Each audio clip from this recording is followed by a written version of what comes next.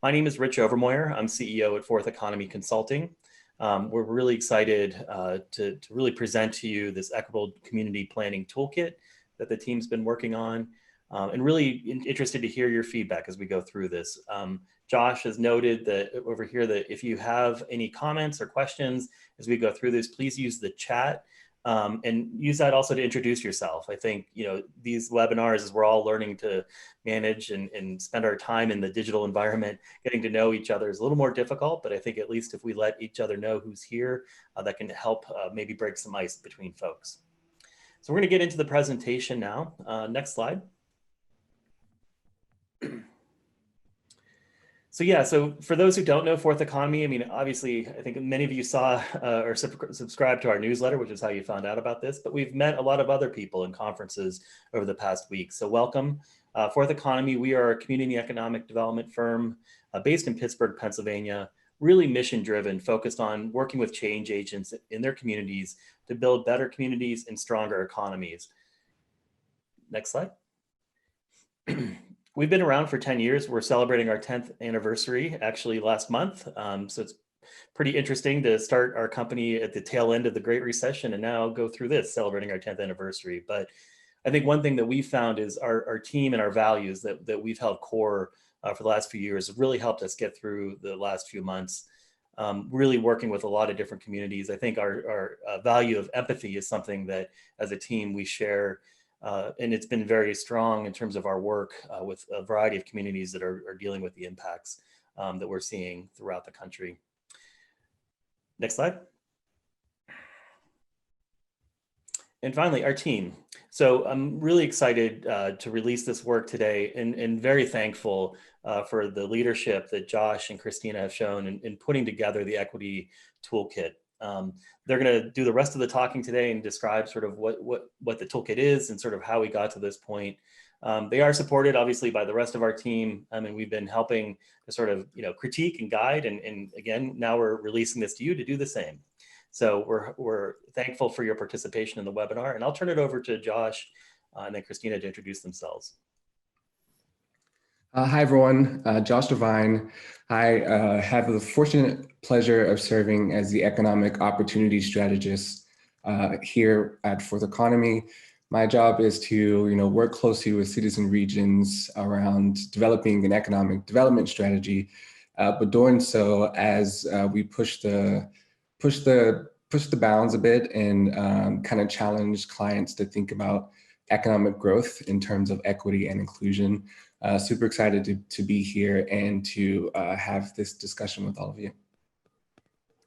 Hi, everyone. I'm Christina Harold. I'm the Economic Resilience Associate with Fourth Economy, and I will echo what Josh said as well. I'm really excited to have this conversation, unveil this toolkit that we've been working pretty hard on with you all, and think about how we can take a more collaborative approach to equitable economic development. So many of you have joined this webinar because you are interested or are doing work as it relates to equitable development and economic growth, and your commitment towards truly building a more equitable economy. It's probably no surprise to you or a surprise to me that you know why equity is important. But just for context's sake, I wanted to walk you through why it's so important for us to do this work and why we're releasing this toolkit. So we understand that the United States will be majority minority in less than about 25 years, with some communities who are already reflecting this demographic change. So these trends have implications for how we think about growth and opportunity across the nation, and how communities, whether you are suburban, urban, or rural, how they're shaped and formed, and truly how we invest in economic development and economic resources to support these populations' economic growth. We understand that where you live and where you are born can truly impact the opportunity for you to be in good health, to support education, to be gainfully employed, and to acquire wealth within this country. We also know that the world is challenged, the nation is challenged in terms of providing that equal opportunity for all people. We understand that the Black and white income gap has persisted over time. The wealth gap between Americans' richest and poorest have doubled over the last decade. And middle-class incomes are growing at a slower rate than upper-tier incomes over the past 5 decades.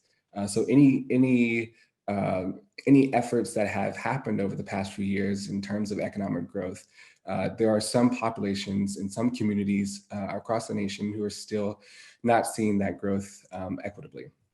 And any good effort that has been done has truly been delayed because of the COVID-19 and global pandemic and its disruption on our economy.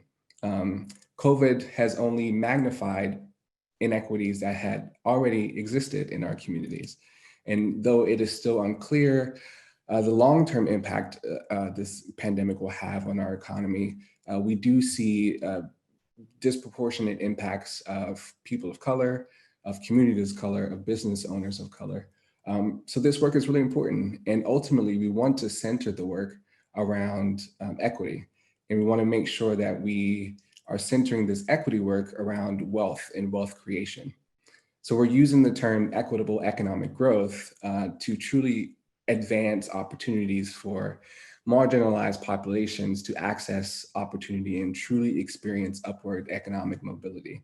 And for us, it's all about closing that economic wealth gap, being super strategic about how closing that wealth gap can actually realize $8 trillion gain in GDP. And that's not our word, that's WK Kellogg Foundation's word. But there is a business case and an economic case for supporting racial equity and economic growth, the need to reduce the skills and achievement gap, the need to create new opportunities in housing, to strengthen pathways for employment and entrepreneurship for Black and Indigenous people of color. This is why we are, supporting the work and supporting communities in this work, so we can collectively kind of do our job to reduce that racial wealth gap and increase opportunity for everyone. So I'm going to pause there and pass the mic over to my colleague, Christina, who will share a little bit more about our process in getting to this point in some of the resources we've developed. Thanks, Josh. So like Josh was saying, there's an expressed need for this kind of work in our country, and especially now COVID has brought out some of the disproportionate impacts in the work that we do, and the news that we see that some places are doing well and doing good work, doing better than others as far as putting investments into equitable economic development. And many of them are organizing around separate topic areas that they have more of an express need in. So Seattle, for example, is doing work to address its known housing issue. And the city government has released a strategic plan to align all the partners around its goals. Also, you see here on Indianapolis, the city created inclusive incentives for businesses to prioritize living wage jobs and healthcare and equitable professional advancement.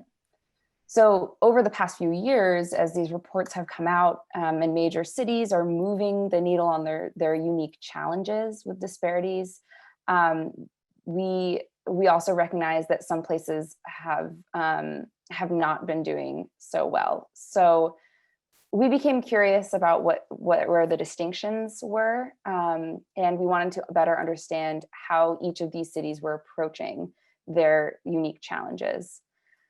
So what we did is we took a list of the 100 largest cities in the United States, and we asked 2 questions. We asked if they have an equitable development plan, or if they have a dedicated team or office for economic development in equitable ways. And looking at all 100 of them, less than a quarter had a dedicated office or plan, and even fewer had any kind of dashboard or metrics to help move everyone towards expressed goals from a quantitative standpoint. What we did see, however, is a high level understanding of how the major cities are talking about and addressing their clear equity issues. If you could move to the next slide, Josh. So you'll see here, we've laid out a sort of an overview of the different ways that cities are organizing their own frameworks in addressing the problems that they see and the disparities in their own communities. One of the benefits of having a strategic plan or departments is that it unifies all the partners on the same definition, goals, target populations, and helps lay out a clear understanding of how each partner can have a part to play towards those outcomes. So this framework, which you see here, it's available in the toolkit. It's a short list of how the cities are organizing themselves around equitable development, whether it's through certain financial investments for target populations, policies or programs that are designed to address certain outcome areas. This is a list of what we saw. So you can move to the next slide. Thanks, there you go. So taking what we learned over the past year of research, we created this toolkit, which has two parts. And the first is to create a baseline understanding of your current ecosystem from a development standpoint and build a framework with sort of the options that we had in the last slide around shared goals. And then the second part of the toolkit is getting a better understanding, moving from the perspective side of where you are currently to move towards more of a strategic planning mindset and getting you ready to take some actionable steps. So now we can move to the next slide. And one thing, as we start to kind of dig deeper into this toolkit and what it can offer for your community, we'd like you to think about this question, which is, what is your biggest challenge when it comes to planning for equitable development? And we encourage you to put your answers and your thoughts, your reflections right into the chat, because we can address those later on when we have a more of a open conversation. But this is something to kind of mull over as we dive deeper into the toolkit. So I'll turn it back over to you, Josh. Thank you so much, Christina. So I want to take some time to walk you all through the toolkit as outlined by Christina. And we are going to start by talking about building an equity framework for communities who are still thinking about this work, trying to understand this work, trying to approach this work with partners in the community. And when we talk about equity, we're talking about economic equity. So the purpose of the toolkit is truly to challenge policies and programs that are initially designed to create and retain jobs, to ensure that those programs are reaching the most vulnerable.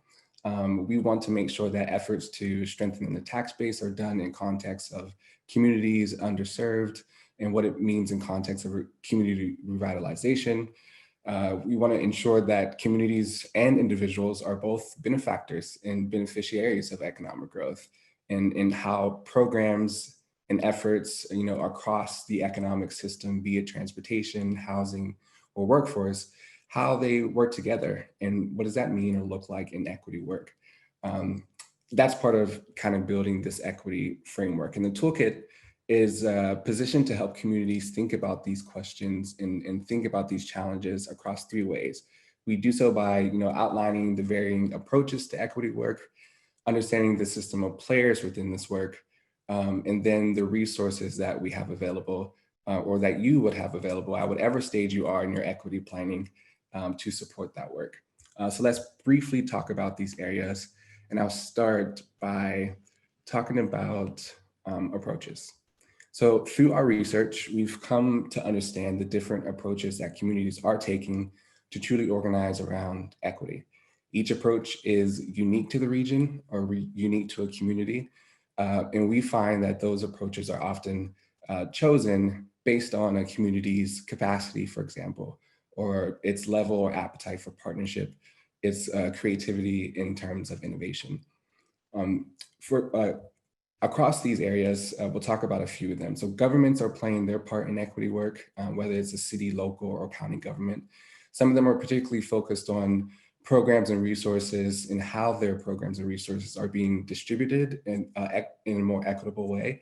Austin, Texas is an example of this, where their department equity dashboards and assessments are really holding leaders accountable to impact its policies, procedures, and budgets that they're making.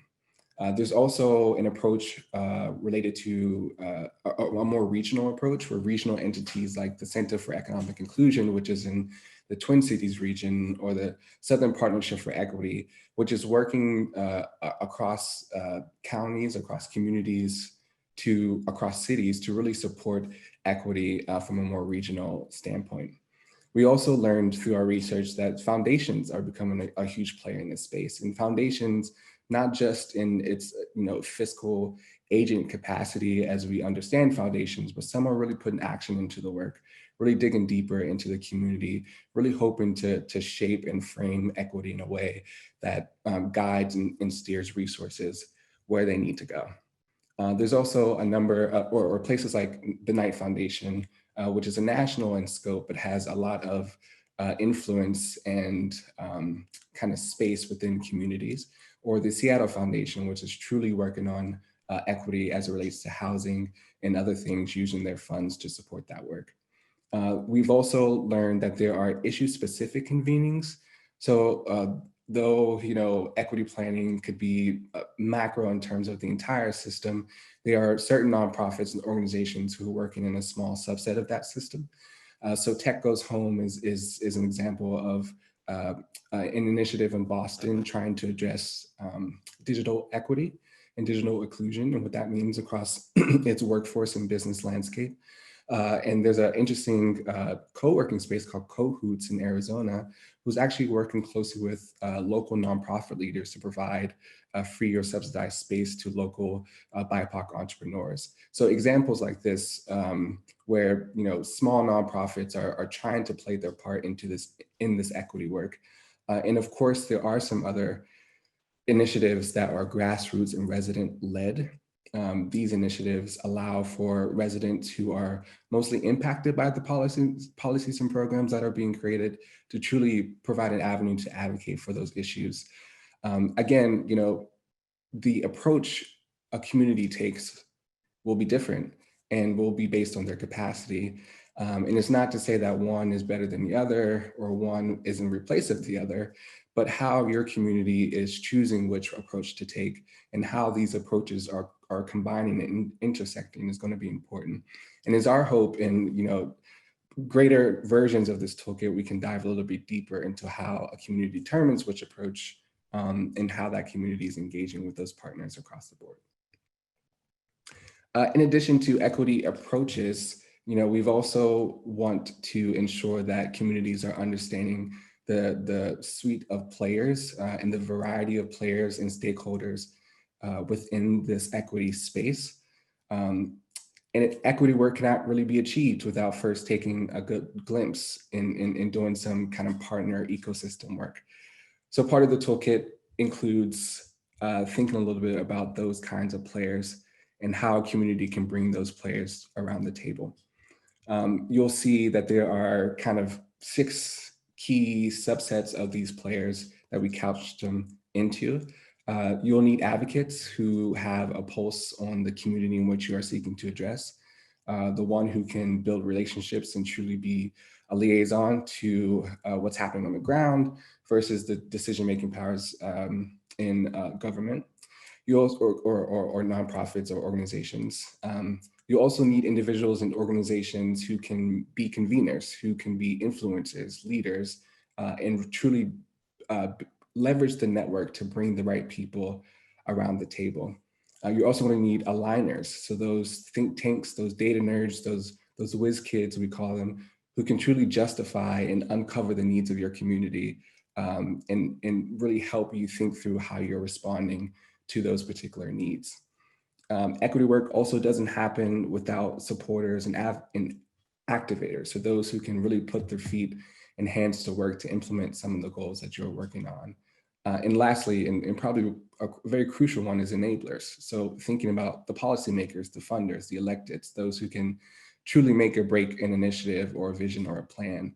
And as we looked at plans across the country, we recognize that there are some communities who are pulling the right levers. So they have their advocates, they have the conveners, they have their aligners, but they don't have the policy side of things. They don't have their stake or influence in government to move policy in a way to support their programs. Or others may have activators and supporters on the ground, but there's no one truly convening around this space in a way that is meaningful and can reach truly and can provide true impact within this particular area. So the toolkit really helps you identify who those players are and how they're working together. So I'm going to pause there to ask another question while you are listening, which is around who is leading your equity work. Is it a local government? Is it a nonprofit? Is it a public-private consortium? We are super curious to understand and know. So I'll give you some time to answer that, but also want to make sure that we are addressing some of the comments or questions that have come up in the chat.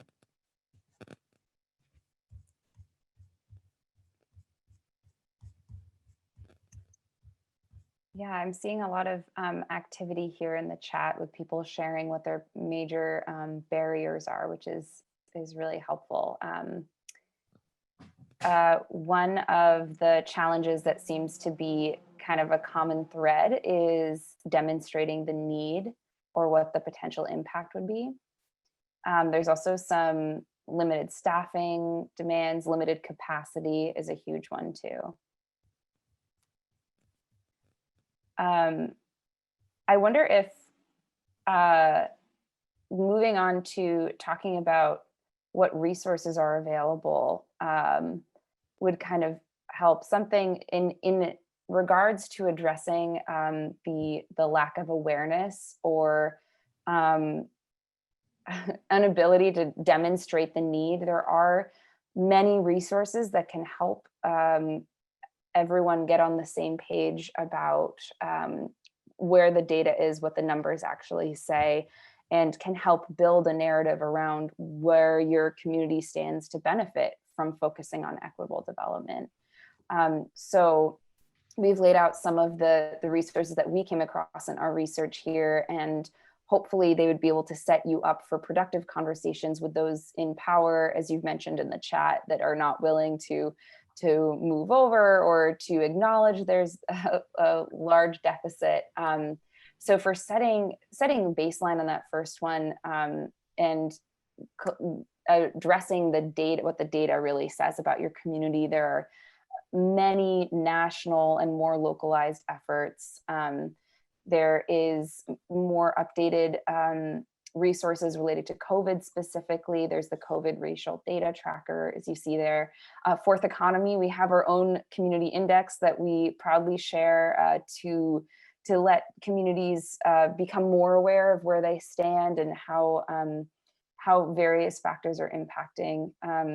There are also resources related to promising practices, many of them which we drew on for this sort of research, looking at who's doing it right. And as Josh was talking about earlier, there are different models and approaches for every community, but with help from the Aspen Institute or Brookings Institution, you can maybe get some inspiration.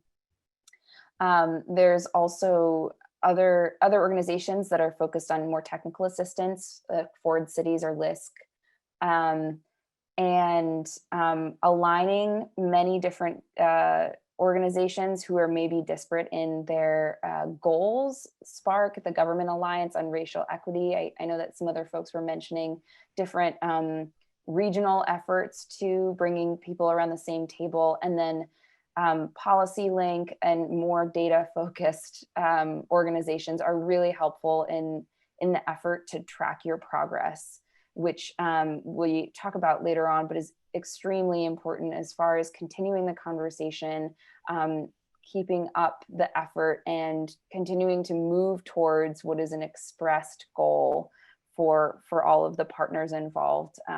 Having the dashboards and metrics is really important to know that you're putting in the effort where it needs to be. And if there are other comments, Josh, I know you've been looking at the chat too as I was talking, but. Sure. There's a lot of discussion around how are we, using the toolkit to address certain inequities and disparities within the communities. How can we hold, financial backers accountable? How do we use data to make sure that it's telling the story of the opportunities that exist, but the challenges that exist without data being used against communities. These are all great, interesting thoughts and feedback. And I think it's worth kind of walking through the kind of toolkit part of our discussion to kind of address some of those questions. Because you're right, people are doing equity work, and much of the equity work is happening on the ground with in communities where there's not a lot of capacity or resources, not a lot of leverage to really support advocacy work. And when we talk about equity and kind of this equity work, we want to talk about it in the context of systems change, because building out an equity framework and throwing out concepts is important, but the hard part is truly implementation. So how do communities organize? What do you do about it? How do you do it, and how do you do it in a way that truly addresses systemic change and moves the needle on progress? The toolkit is really designed to offer guidance on how a community can do a few things. One, how a community can map its system, so truly understand and identify the roles and the components that make up the system. And by system, we can talk about the economic system, but we can also talk about smaller systems, be it the entrepreneurial system or the workforce system. So we want to help communities through this toolkit and through other additional resources that we will draw out here, not only mapping the system and understanding the system, but really evaluating that system. How is it working well? How is it not working well? And how do we address the gaps so we can activate that system? And we have positioned the toolkit to do to work across kind of 4 key components. Identifying the work, which is really, what is it that we're trying to accomplish? What is your community trying to accomplish? How do you communicate that to the right players? Identify the partners. So who do we need in the room to truly get it done? What do we need? What resources do we need to get it done? And that's part of identifying the methods. How will this work get done?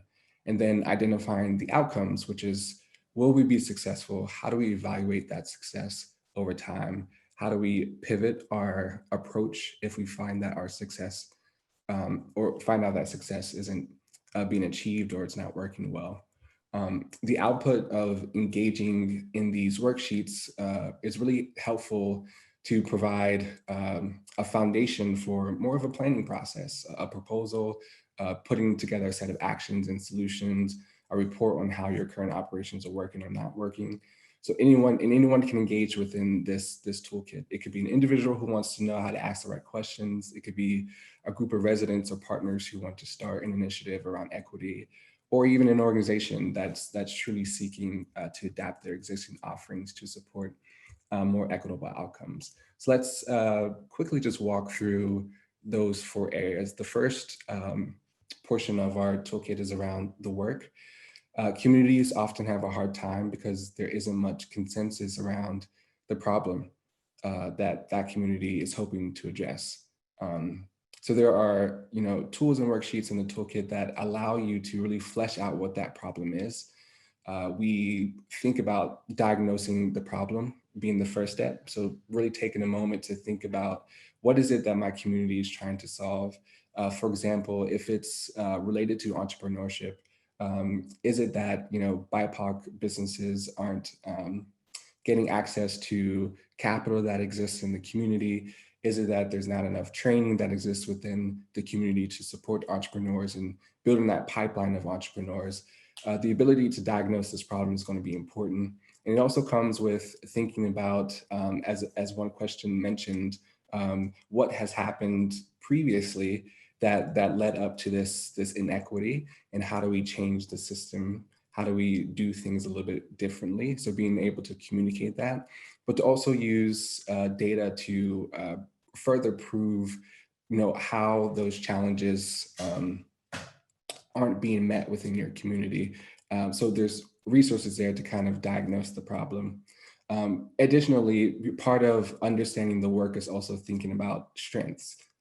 So, in our work that we do in communities, we find that we oftentimes, fall victim of going into a community and assuming that there are a number of problems to be solved there. But in fact, within these communities are actually true assets, true strengths that if leveraged, if invested in, if scaled, can really mean or lead to meaningful impact.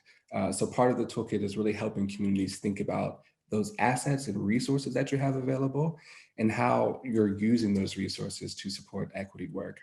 And then once you can truly understand the problem through data and through discussion, once you understand or identify the strengths and what is unique about your community, then I think you can build upon that to support, okay, what is it that we're hoping to accomplish and how are we going to get that work done?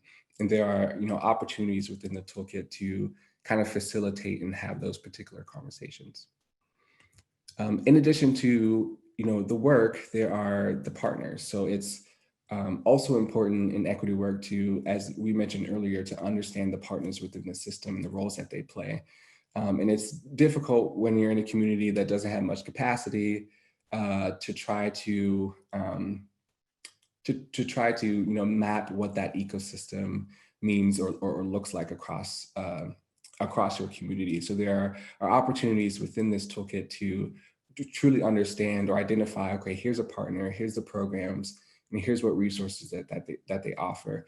But not just what resources they offer, how are they working together to truly accomplish a shared vision, and really assess that capacity that you have within your community. It's really important though, as you're thinking about partner work and stakeholder work, that you think about or take a little bit of a deeper dive into a few things. One, around what we're calling the end user, which is really the local stakeholder. So the programs and policies that you're creating, are they really being used to strengthen the people on the ground? But not only strengthening the people on the ground, how are you reaching out to those people and engaging with those people to distribute those resources in those programs? Again, for example, if you're developing some entrepreneurial resources and you're trying to make sure that your ecosystem is more equitable, whether your resources is training or funding that you want to provide to the community, what about that immigrant entrepreneur who engages with these resources just a little bit differently? How can you kind of pivot your approach to distribution of those resources or pivot your approach to training in a sense to be more culturally competent so that all individuals who are seeking that pathway to opportunity through entrepreneurship can gain access to those skills and those resources. And we also, when we think about outreach, how are we ensuring that those resources are reaching vulnerable populations?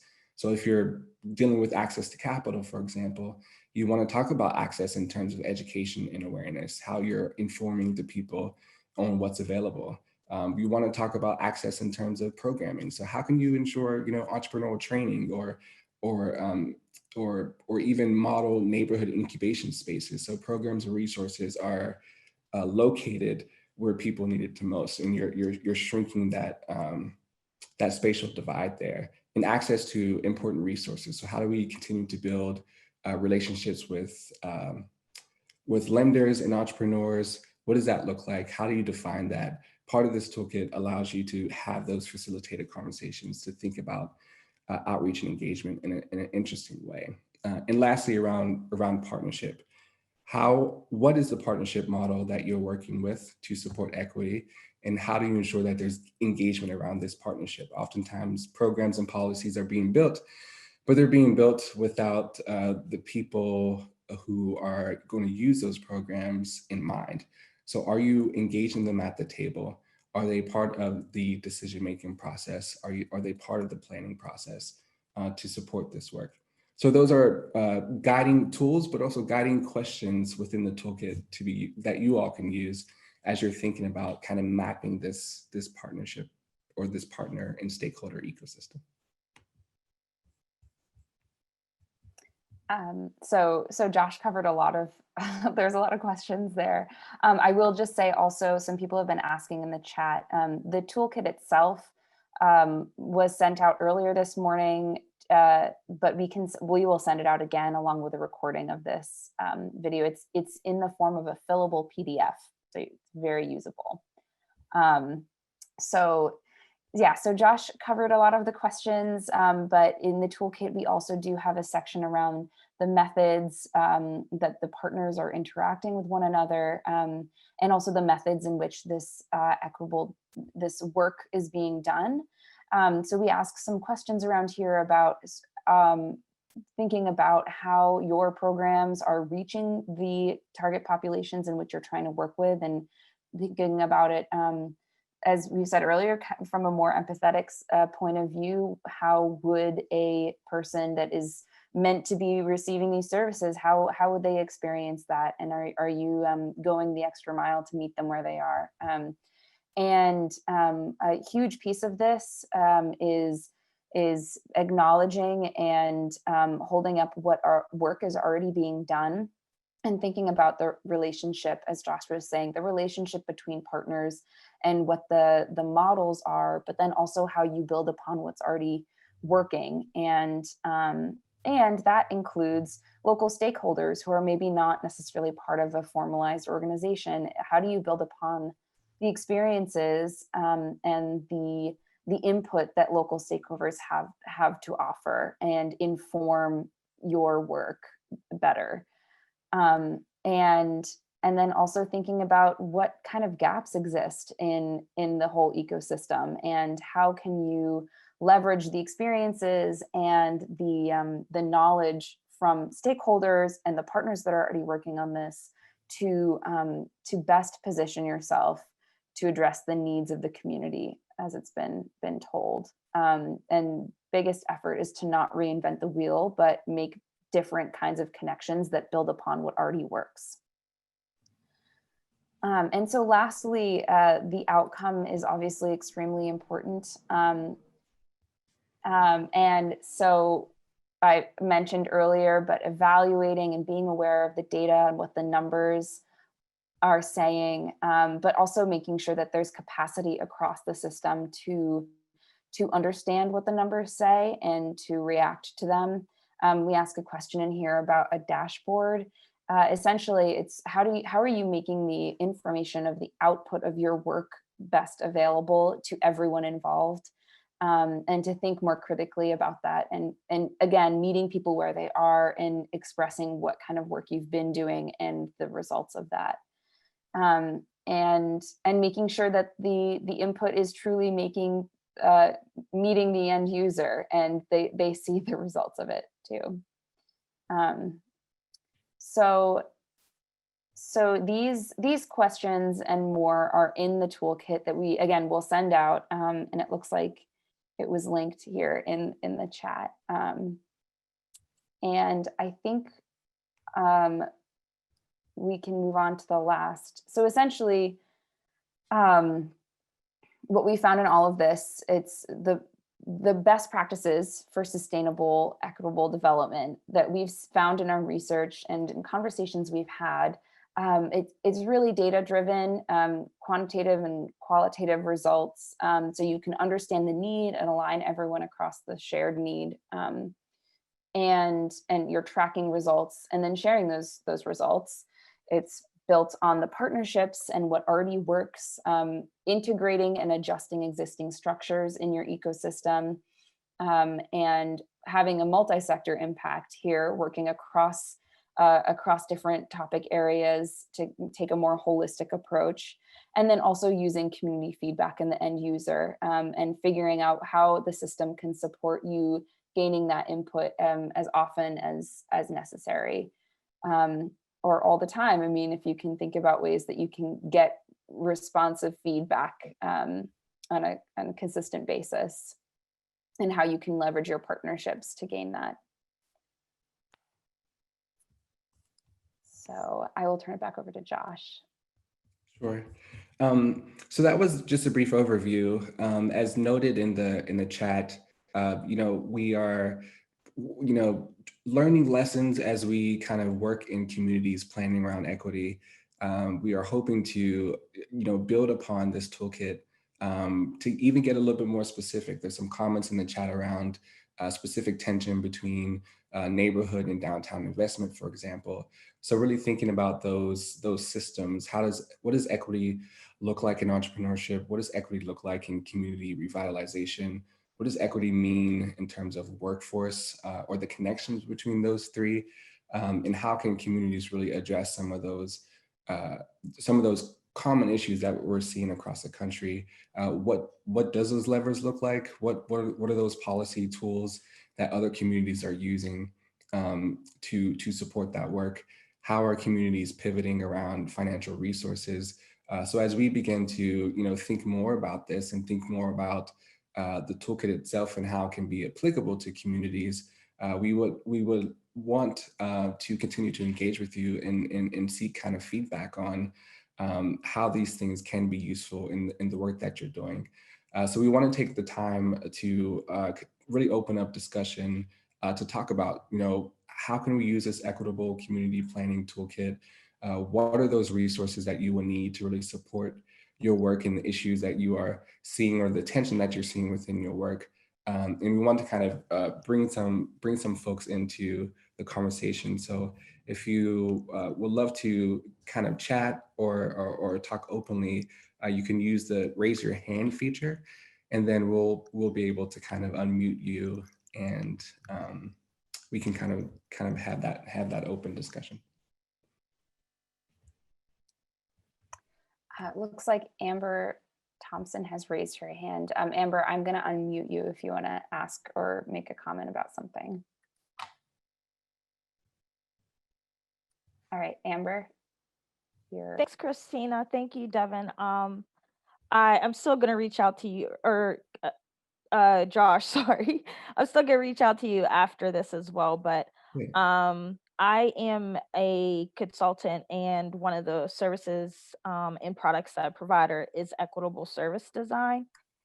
And I am also in the community development space, but also in sustainability as well. And the reasons why I was asking in regards to tools is the conversation around equitable development is too top heavy. And whenever we're looking at who are the users of this, even if we're identifying all the partners and all the stakeholders and the gatekeepers, at the end of the day, it should be always be informed from the community.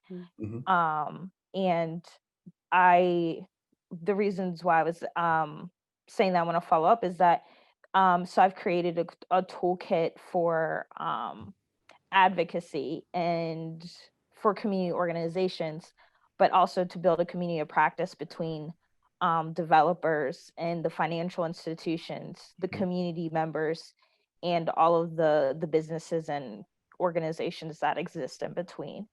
And where I found was that folks are having a hard time with asking these questions. Well, I'm also a systems thinker, so I teach people about how to ask specific questions.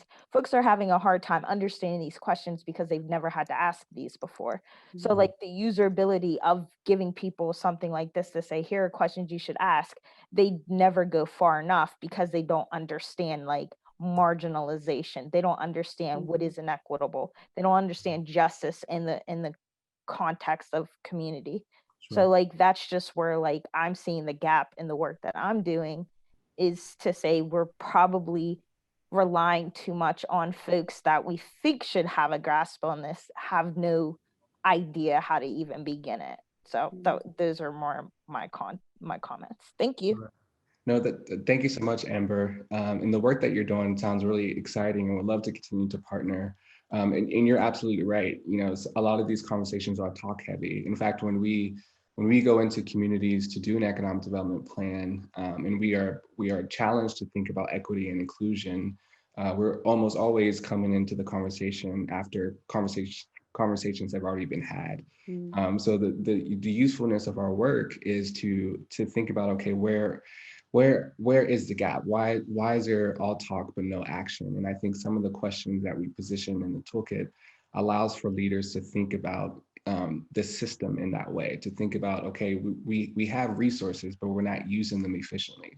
We have these policy levers, but they're not truly enabling, the programs and partners that we need.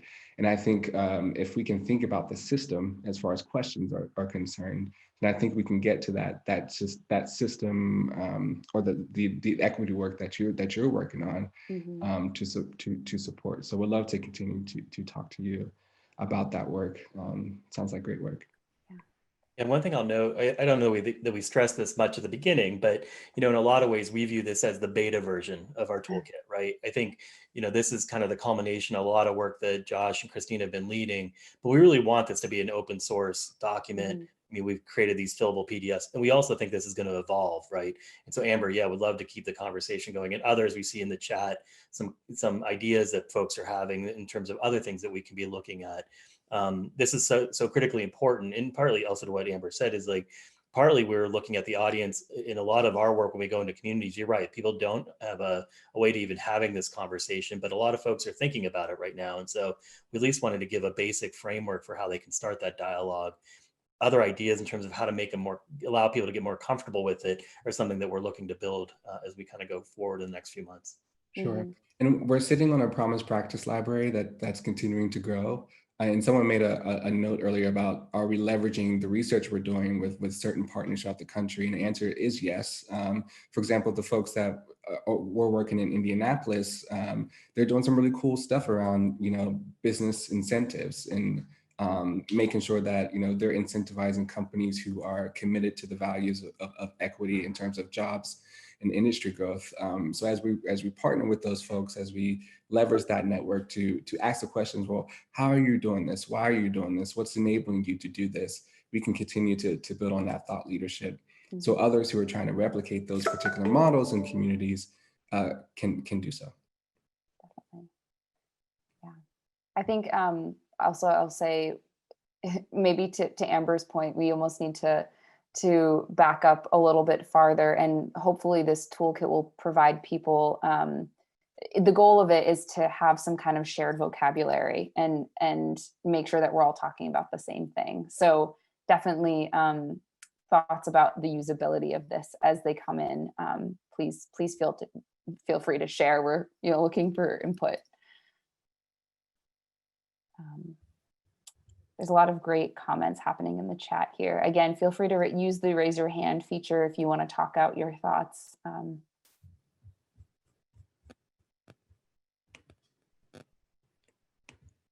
I think there may have been a few hands raised, but I don't know. I think they got lowered, but that's okay. Okay, it looks like we have Ava, I'm going to unmute you. Okay, you are free to talk. Yeah, there you go. Okay. Can you hear me now? Mm-hmm. Okay, excellent. Thank you guys for such a really informative presentation. I probably threw some questions in the chat, and I know I threw a question in the Q&A, and I think it almost dovetails off of what Amber spoke about, in that often when this conversation's had, we're already further down the track. So there isn't much for people, I think, to actually make any changes. And so I know the discussion of, well, what do you do before you get to that place? Maybe there should be some outreach and efforts. I mean, I'm just going to throw this out here. I mean, there are certain neighborhoods, let's just say Hazelwood, for example, it's probably, very ripe to be redeveloped or looked at in a different way, or anything in the Mon Valley, for example. Would it be possible to do a little, what do you call it, preventative outreach to kind of get these individuals understanding what's happening to their neighbors? It's like, okay, well, the waterfront or, the South Side has developed. It's only a matter of time before your community becomes a spot where people may want to, redevelop. I mean, is there ways that we can kind of activate and educate the neighbors, the neighborhood, so that when these plans start to come into place, they aren't just sitting there not knowing what exactly is happening until it's too late. Mhm. So that's my question. Mm-hmm. Those are great conversations, and I definitely think that that additional engagement into the community is certainly needed. We've been challenged even in our own process to think about community engagement and planning differently, and truly centering that work on community needs and insights first and foremost. So we're really reaching that unusual suspect, to that person that doesn't oftentimes get involved in the planning process, and thinking about engagement models a bit differently. So instead of having a regular event, what does it mean or look like to walk into a barbershop to talk about their community and how things are going to go? So you're absolutely right, Eva, and I think you're on the right path there. And I don't know if I'm still unmuted, but I mean, even more specifically, I look at Bakery Square. I'm a native Pittsburgher. I grew up in Braddock, and I see what's happening there, or what's trying to happen there. But I also, moved into the city at a younger age. I went to Reisenstein, now, apartments. And so I'm very familiar of when, Nabisco was where Bakery Square is. And so now you have Google there as a main hub, and then of course Target's in the area.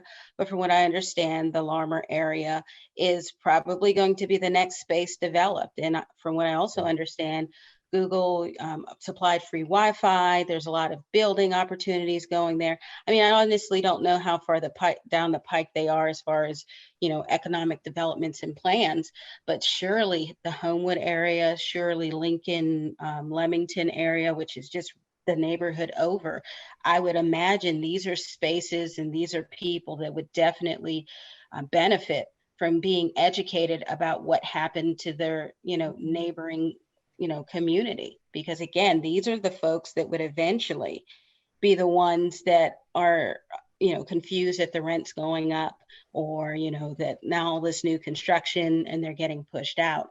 So, I mean, that's kind of where I'm framing this, because I am a native and I see the neighborhoods and where the success of, spillover is. Mm-hmm. It's probably best that, those are communities that can easily be engaged and activated so that they know what's happening. Even if it's too late, at least they have an understanding, okay, this is what's going to happen in your neighborhood, so that they can, be more informed. Yeah, and for all of our friends from around the country that are on this webinar, Eva obviously is in our hometown here in Pittsburgh. And so places like Hazelwood and Larimer are obviously very familiar for us, but some of you not. But they're areas of Pittsburgh.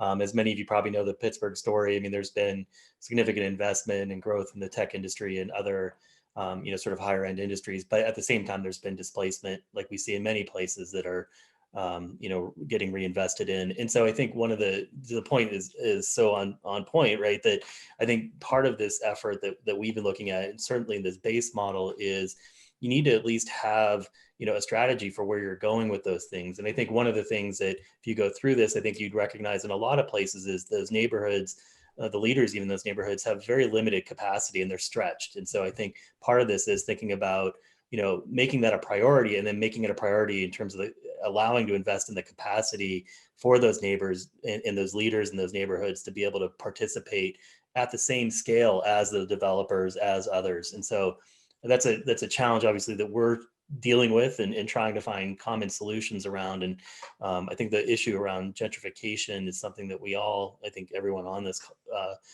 webinar probably is dealing with in their community. And so it's something that we definitely, as we keep moving this forward, it's an area that we'll keep profiling if communities are getting that right. Because so far we found very few examples. And so we'd love to hear from you ideas of communities that are doing better in that regard.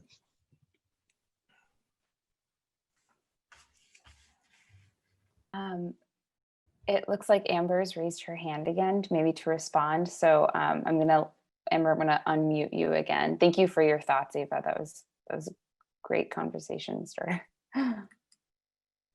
Okay, Amber, you're permitted to talk.